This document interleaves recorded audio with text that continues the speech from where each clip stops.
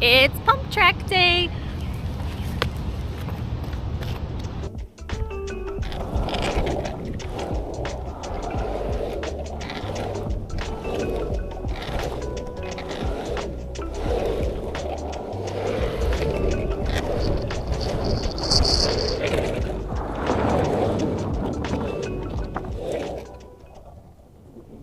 Hey, pump track day. Okay, so today I wanted to give some more detailed tips to help you get started or touch up your progression on the pump track.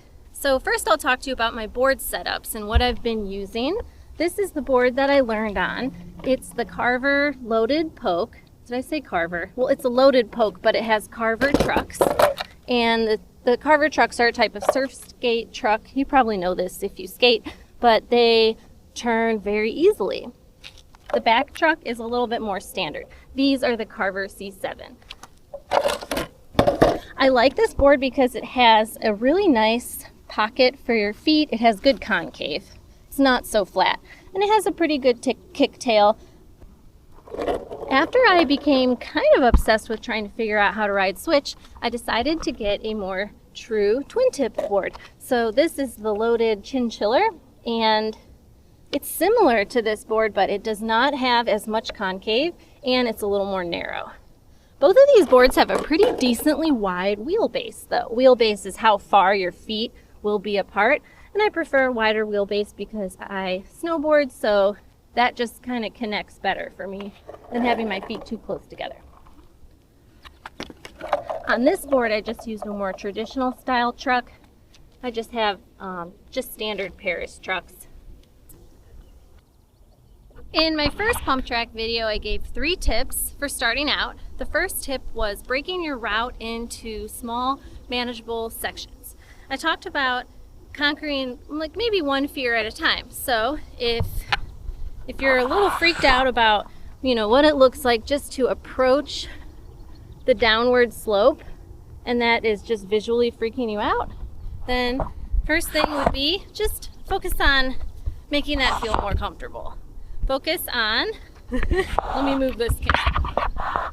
Riding and then holding the stick and moving it, that's 2 separate things. So I do find the recording to be a bit challenging for me. Anyways, so let's say you're a new rider, you just want to get comfortable. Let's call it dropping in. You want your weight on your front leg, of course. If you lean back, you're gonna fall back. You could.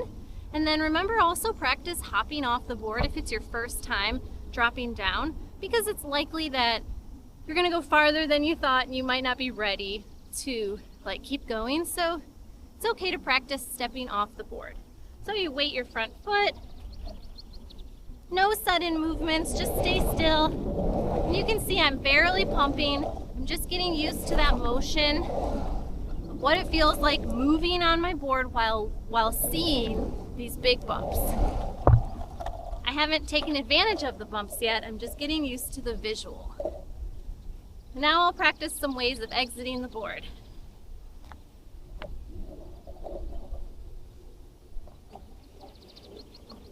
You might even have to exit in the middle of your run, and that's okay.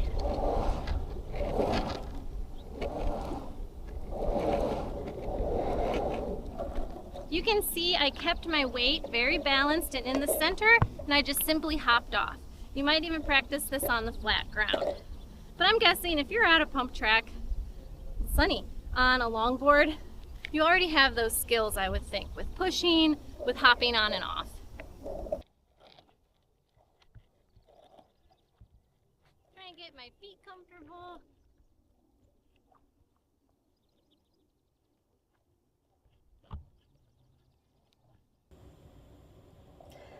Okay, now I'm just going around in my normal stance, getting warmed up, but at the end of this lap, notice that I go right into my switch stance just by riding up the bump, and then before getting to the top, I just let myself come back with my other foot forward. This is a great exercise for balance correction, but you can also do this if you're a beginner. You can just do this by going across the pump track, like maybe 4 or 5 bumps to the top, and then get off your board, turn it around, and then come back this way. Of course, you would do that on a day when it's empty.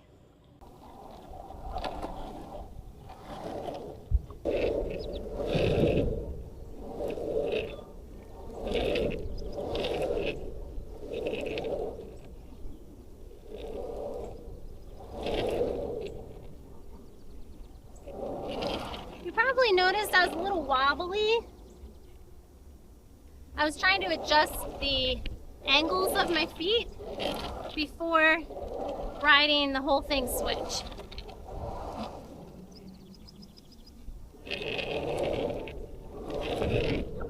This is a drill I've found helpful just for getting mentally comfortable in switch stance, just going back and forth.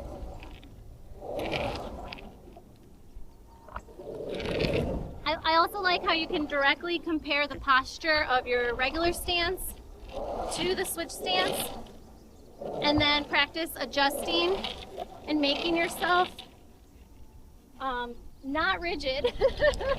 I got very rigid. And practice, obviously, the pumping. I'm starting to lose speed. All right.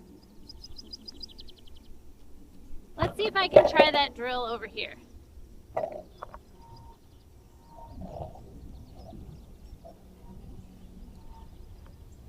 Practicing pivoting my feet where I want them, staying centered.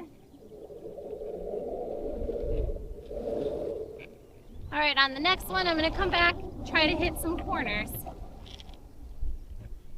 It's important that you engage your turn at the start of the corner right now.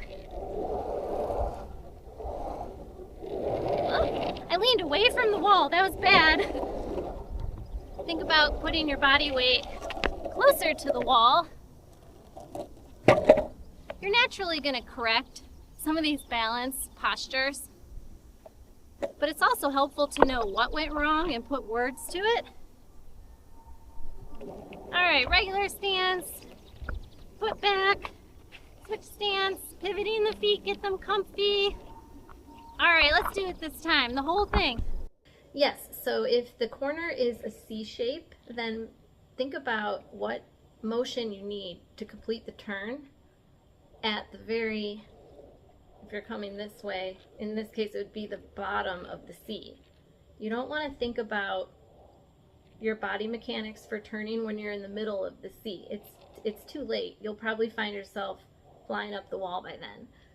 So, beginning of the turn.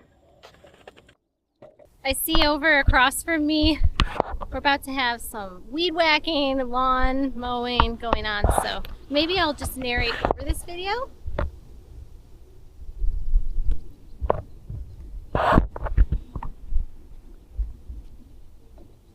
Okay, practicing in my switch stance, I noticed some tips that could help a beginner, because in my switch stance, I'm literally beginner. So I'm gonna ride the pump track in my regular stance, do my little 180 step switch, and then talk you through it. I'll probably be out of breath by the time I get around. That's why we're here. So regular stance, feeling comfy.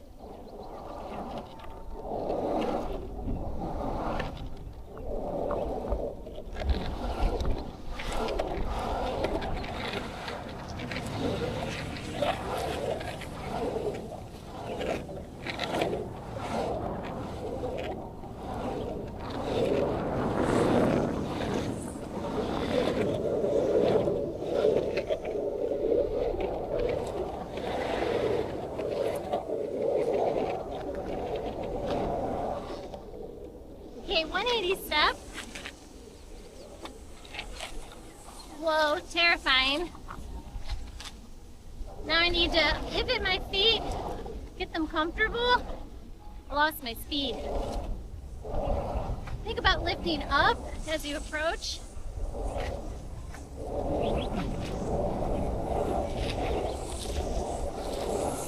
All right, it's important to engage the turn as you enter the corner. Don't wait for the middle. Whoa, gotta lean towards the wall. You can see I leaned away from the wall. Lost my balance. Okay, time to wrap it up and review. If you're a beginner, you're probably going to need to spend some time getting comfortable looking at the bumps and getting comfortable feeling that motion as you step on your board and go down.